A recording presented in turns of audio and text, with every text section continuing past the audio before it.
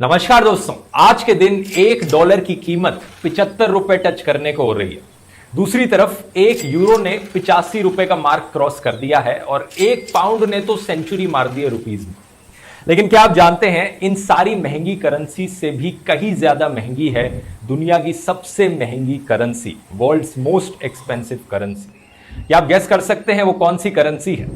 Kuwaiti दिनार। एक Kuwaiti दिनार ऑलमोस्ट 250 रुपीस के बराबर है।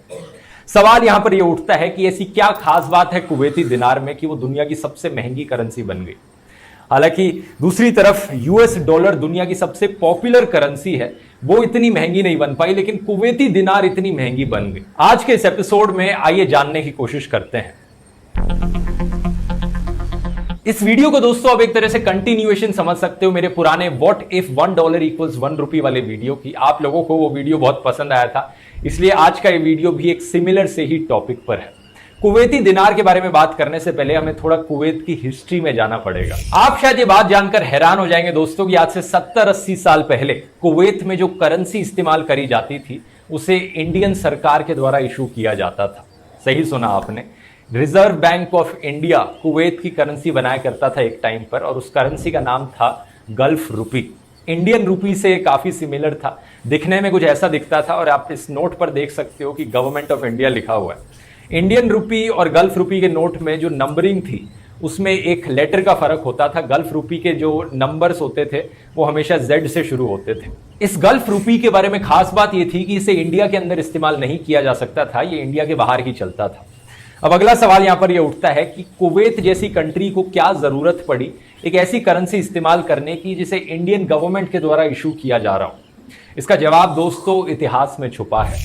ऑलमोस्ट 200 सालों तक 1763 से लेकर 1961 तक ब्रिटिश राज का कंट्रोल रहा था पर्शियन गल्फ के एरिया पर। इसी एरिया में एक कंट्री थी कुवैत की। अब ऐसा नहीं था कि ब्रिटिश राज का पूरा टोटल कंट्रोल था कुवैत के ऊपर, थ्रू आउट द ईयर्स अलग अलग डिग्री ऑफ कंट्रोल रहा था कुवैत के ऊपर। तो यहां पर ब्रिटिश इंडिया सरकार ने देखा कि कुवैत की जो इकोनॉमी है ये काफी छोटी इकोनॉमी है, क्या करेंगे यहां पर एक अलग से करेंसी बनाकर। आसान यही रहेगा कि हम वही सेम करेंसी इस्तेमाल कर लें जो हम इंडिया में इस्तेमाल करने लग रहे हैं। तो शुरुआत में ये डिसीजन ब्रिटिश इंडिया सरकार का था सेम करेंसी इस्तेमाल करने का।